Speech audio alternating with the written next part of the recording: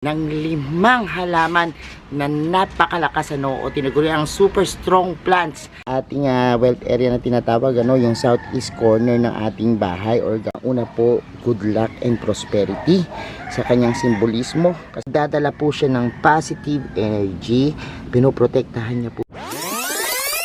Hello everyone, this is Hermes Sinao, Pini Dino Park and Eco Garden, and welcome back sa ating YouTube channel. And for today's video, maswerteng usapan tayo, dahil bibigyan ko po kayo ng 5 halaman na napakalakas o tinaguri ang super strong plants pagdating po sa pagbibigay ng swerte at pag-attract ng kaperahan. Ano kaya yung halaman na yan? Meron kaya kayo?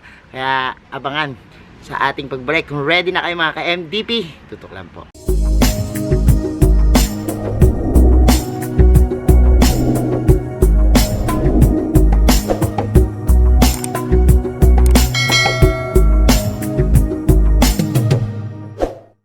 And we're back mga ka-MDP. Maraming tayong mga ginagawang lucky charm, pampaswerte, at isa na po yan yung mga tinuturing nating magandang guidance ng mga plants natin, dahil po dun sa kanilang simbolismong taglay.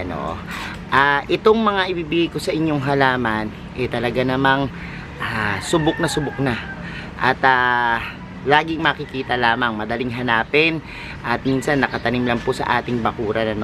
Tingnan nyo, isa-isahin natin, at baka meron kayo nito, at hindi nyo lang alam yung kanilang mga powerful na simbolismo na makakatulong sa inyong buhay. Tara, samahan nyo ako, ikot tayo sa ating garden, pakita ko sa inyo itsura. Una po sa ating listahan, itong Dracena trifasciata, o mas kilala sa tawag na snake plants. At nagdadala ng power of nature sa indoors, at napaka-transformative po ng halaman ito. Extremely attractive and napaka-valuable po nung plants na ito, Nagdadala po siya ng positive energy, pinoprotektahan niya po tayo against negativity, and nagpo-promote po siya ng prosperity. Sinasabi nga po na dapat ito ilagay sa southeast corner, kapag pag-uusapan po yung feng shui, dahil po yun po yung ating wealth area, o maaari din po na ilagay ang halamang ito sa ating entrance. Pansinin nyo po yung halaman na yan, napakaganda ng kulay, napaka-vibrant. Kapag i-display po, talaga namang magandang attractions, at dahil dyan maswerte at napakalakas ng halamang ito pagdating sa paghakot ng pera, at pagbibigay sa atin ng swerte. Ito po yung snake plants. Marahil yung iba sa inyo marami ito, kasi ito po ay may iba't ibang varieties, may iba't ibang forms na talagang nag-a-add ng ganda, sa ating mga garden at kabahayan. Sa pangalawa nating halaman ay ang mga Guyana chestnut, o mas kilala po sa tawag na Pachira aquatica, at tinatawag din pong money tree. Kung makakita po kayo ng ganyan itsura, yan po ay maswerteng halaman at napakalakas po, super powerful plants, at isa po itong tropical plants sa pamilya ng mallow, sa feng shui nga po pinaniniwalaan na nag-a-attract ng wealth and prosperity. Ilagay din po dun sa ating wealth area na tinatawag, yung southeast corner ng ating bahay or garden, at magiging pong epekto niyan is papasok yung magandang kaperahan sa atin, at bagay na bagay po to, dun sa mga seeker, na gustong ma-enhance po yung kanilang financial well-being, binabalansi po nito yung space, at nagpo-promote po ng harmony, kaya po ang ending po niyan, maganda po yung abundance na binibigay po niyan sa atin, So ito po yung Pachira aquatica, o tinatawag ding money tree. Dapat meron kayo nito. Pansinin niyo po yung kanyang mga dahon, napakaganda, mabiberde at malamig sa mata, yan po. Pangatlo po nating powerful plants, ito pong aglonema, o mas kilala sa Feng Shui na Chinese Evergreen. Pinaniniwalaan po ito na nagdadala ng good luck, prosperity, and positive energy, no? Isa po siya sa mga popular choice na para mag-attract ng good fortune at ma-enhance po yung ating space harmony, no? Meron po tayong 3 key points para masabing malakas ang halamang aglonema, no? Unang-una po, good luck and prosperity sa kanyang simbolismo, kasi po ina-associate po ito sa pag-attract ng wealth at good fortune. Positive energy naman po dahil dun sa kanyang lush and colorful na foliage ay nagre-repel po ito ng negative energy. Sabay po niyan, pino-foster po nito yung positive energy.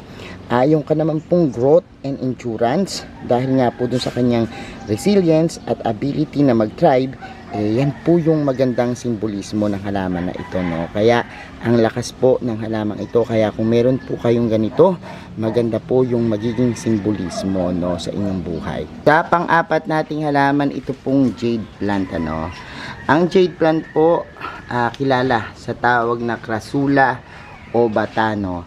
At marahil po yung iba sa inyo nahihirapang magbuhay nito, pero iwas lang po tayo sa tubig at bigyan lang po siya ng bright na light, no? At kapag hindi pa tuyo ang lupa, walang magdidilig muna, dahil yun po yung nakakapag patay dito sa halaman na to, yung sobrang tubig. Kung makikita nyo po, nag-store na po yan ng tubig dun sa kanyang katawan, ano?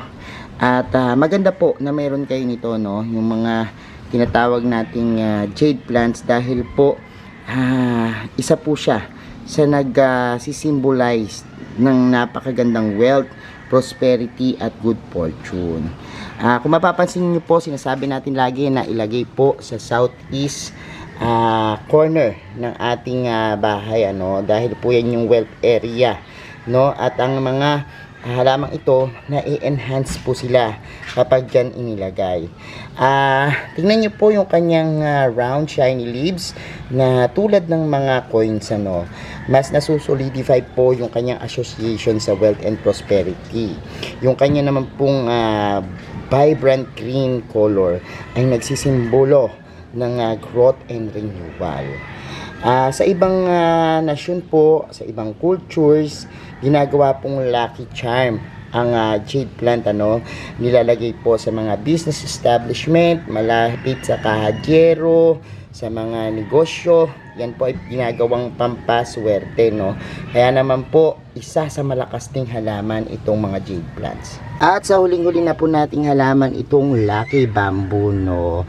Sinasabi nga pong malakas ang halaman to dahil po sa kanyang association sa 5 elemento ng Feng Shui, yung earth, wood, water, fire, and metals, na nagbibigay sa kanya ng good luck, prosperity, and harmony. Yung wood po mismo, yung plant itself, ano, yun yung nagre-represent niya. Nagsisimbolize po siya ng growth and vitality. Samantalang po yung tubig naman, kapag halimbawang nakapag-arrange po kayo ng sa tubig nitong ating halamang ito, yun po ay nagre-represent ng water element, ano. Essential po siya para sa plant survival at nagsisimbolize po siya ng fluidity at cleansing. Samantalang yung earth po na elemento niya, makukuha dun sa mga pebbles at rocks, no, dun sa base ng ating arrangement, ano. At yan po yung nagpo-provide ng stability and grounding.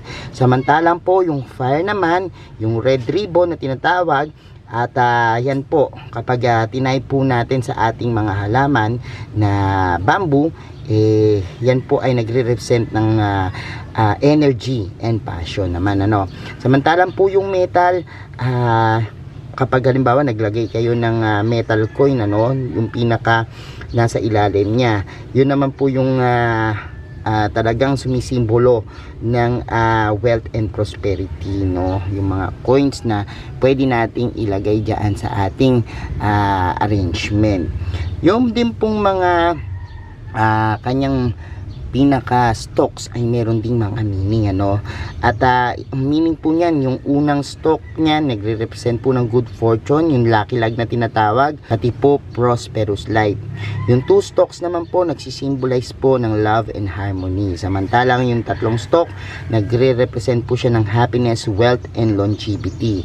Yung 5 stalks naman po, nagre-represent ng balance, peace, harmony, and power in all areas ng buhay.